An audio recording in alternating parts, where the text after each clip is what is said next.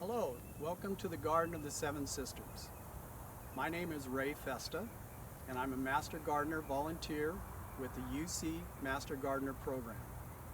We're here today in our demonstration orchard at the Garden of Seven Sisters, and we're going to talk about a problem that a lot of people have been calling our helpline to ask what's wrong with my nectarine and peach tree. So what we're seeing here is some damage caused by a fungus called peach leaf curl. Primarily attacks peach and nectarine trees in the springtime as a new growth is emerging out of the dormant wood. And there are three things that have to occur for this fungus to complete its life cycle.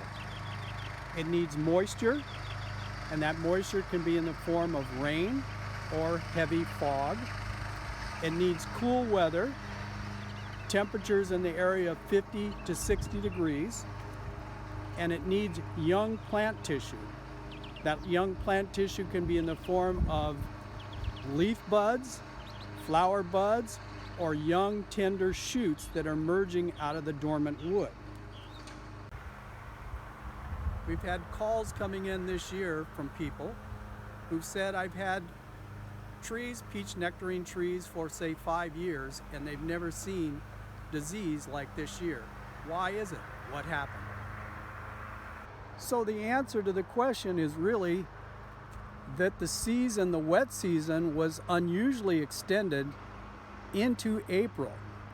Typically, our rain season, we'll get quite a bit of rain in March and it will taper off substantially in April. But this year, the rain season and the cool season, two of the conditions that are favorable for this disease, extended all the way through the month of April. It should be noted that this disease not only impacts the leaves, but it also impacts young growing shoots and also the developing fruit. Fruit can become distorted, it can become scabbed, and young twigs, like you're seeing in the picture, can actually be killed. So this tree is illustrating lots of fruit, but not many leaves. And consequently, the lack of leaves is going to not provide the energy that we need for fruit development. So we're going to get fruit, but the quality of the fruit is not going to be the quality we normally would get. Another question we get asked often is the fruit healthy to eat if it's had peach leaf curl? Although the quality of the fruit may be negatively impacted, it's still safe to eat. One of the impacts of this disease is that it damages the leaves, and the leaves will eventually curl up and fall off the tree. And new young leaves, healthy leaves, will replace those diseased leaves. The leaves that replace them will be healthy because the three conditions that promote the disease no longer exist. But in the absence of those leaves, the tree, an example like this, is not having leaves to photosynthesize or create sugars for the trees which need that energy to develop the fruit. Another question we get is whether a homeowner should remove damaged leaves such as this or leave them on the tree. One aspect of leaving it on the tree, one beneficial aspect, would be that all of this green tissue that's still on this diseased leaf is photosynthesizing and creating sugar and energy for the tree. So that might be one value to leaving this diseased leaves on the tree and then letting them fall off naturally. So what can you do to control peach leaf curl?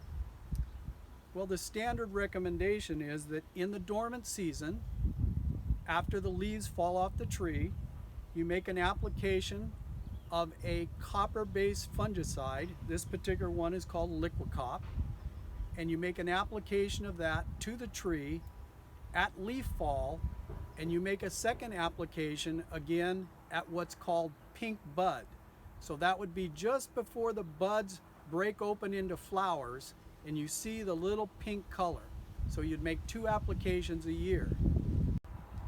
In addition, to a copper fungicide, it's beneficial to use a dormant oil, and here's an all-season oil, in combination with the copper fungicide.